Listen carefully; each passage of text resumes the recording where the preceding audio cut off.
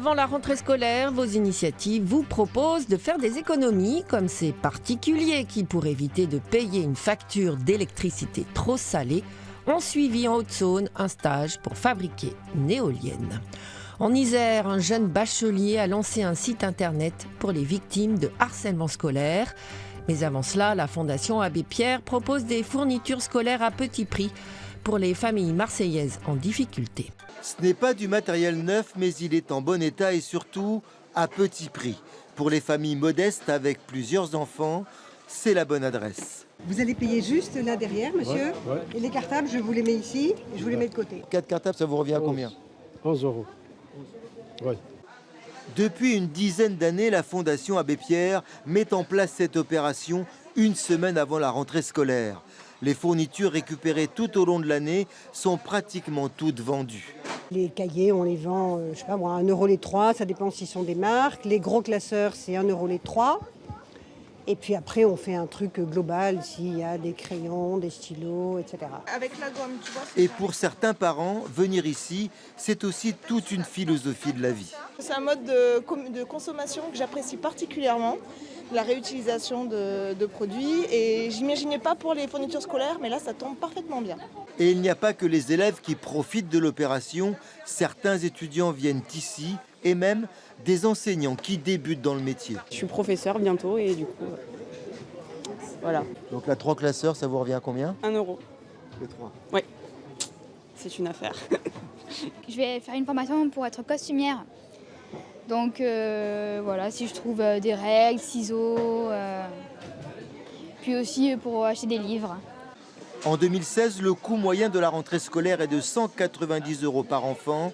En venant à Emmaüs, les parents réduisent considérablement la facture. À Vienne, en Isère, un bachelier a lancé un site internet contre le harcèlement scolaire. Les témoignages et les échanges affluent sur ce thème de société. Paul a été victime de violences verbales et de moqueries au collège, puis au lycée. Ça part d'une connerie, quoi. C'est vraiment... on me faisait des petites moqueries par rapport à ma taille. Au début, ça passait. Au bout d'un moment, une accumulation, ça passait plus. J'ai commencé à me morfondre là-dessus. Ça m'a touché, quoi. Paul a vécu sa première expérience de harcèlement au collège parce qu'il était un peu plus petit que la moyenne. La suivante au lycée a été beaucoup plus traumatisante. Une amie a tenté de se suicider, c'est quelque chose qui m'a vraiment touché. Et je me suis dit que dès que j'aurais le temps de faire quelque chose à ce sujet, j'allais m'y mettre. Et c'est ce que Paul a fait. Le bac en poche, il a consacré son été à la création d'un site internet destiné à faire partager les témoignages de victimes de harcèlement. Tout ça dans le plus grand secret, même sa famille n'était pas au courant. Au début, ça m'a étonnée. J'étais fière parce que je me suis dit que c'était quand même un sujet important. Le site de mon frère m'a fait ouvrir les yeux vraiment sur ça. Parce que je me dis que c'est vraiment très courant et qu'il y en a de partout. Et en effet, le projet de Paul a vite suscité l'engouement. En 2 jours, j'étais à 500 pages visitées et 200 visiteurs uniques, ce qui est quand même déjà pas mal pour un petit projet qui n'a pas beaucoup de visibilité, parce que là, j'ai vraiment utilisé que Facebook. Un petit projet qui devrait vite grandir. Un hébergeur a déjà proposé à Paul de faire un site professionnel qui devrait lui permettre d'ici quelques semaines de créer une véritable plateforme de discussion pour les victimes de harcèlement. La rentrée est souvent synonyme de facture à payer pour une note d'électricité moins élevée. De plus en plus de Français optent pour l'autonomie énergétique.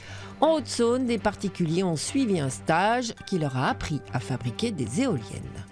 Dans ce coin de Haute-Saône, le vent tourne. Ces hommes et femmes sont persuadés qu'on peut faire autrement, être moins dépendant. Et, à les voir s'affairer, on se dit qu'ils dépensent pas mal d'énergie pour à terme en dépenser moins. C'est la nacelle qui va venir s'emboîter d'un côté sur le pied de mât, qui va venir supporter ici la génératrice, donc les rotorestatoires qui génèrent l'électricité, et les pales. Et mais vous êtes super calé en éolienne en fait. Au bout d'une semaine, ouais, ça y est, c'est bon. On a des super formateurs. L'association ADERA milite pour le développement des énergies renouvelables. Elle a organisé ce stage d'1 semaine qui coûte 400 € aux participants. 5 formateurs leur apprennent à construire de A à Z une éolienne. Les 12 stagiaires viennent de toute la France et ils ont tous de bonnes raisons d'être là. Mon projet, oui, c'est de faire une maison complètement complètement autonome, pouvoir accueillir le public aussi. Donc c'est un projet éolien, écologique principalement, sans pesticides bien sûr. Ils ont coupé le bois, taillé les pales, ils ont soudé, ils ont peint, posé les aimants, bref, ils ont tout fait. Il faut compter 8 000 € en coût de matières premières pour construire ce type d'éolienne qui, une fois installée, pourra produire environ 2000 kWh. On considère qu'elle va produire à peu près ce qu'utiliserait une famille de 4 personnes en électricité hors chauffage et eau chaude. Je pense que quand j'ai commencé en 2004, on a fait un stage. 2005, on a fait un stage. 2007, on a fait un stage. 2008, on a fait 6 stages. Après 10. Et maintenant, on a 12, et avec 12 stages par an. Avec l'association Tripalium, on fait une vingtaine de stages par an. Dans ce coin de Haute-Saône, le vent tourne donc. Et ces stagiaires sont persuadés qu'ils vont dans la bonne direction. Enfin, terminant par ce voyage en Cadillac, petit train ou caravane, une touche artistique pour égayer le béton des villes beaucoup trop tristes. À Saint-Médard-en-Jalles, ce mur a pris des couleurs. C'est l'œuvre d'un collectif d'une quinzaine d'artistes de la région. Les jeunes du quartier ont aussi mis la main à la pâte.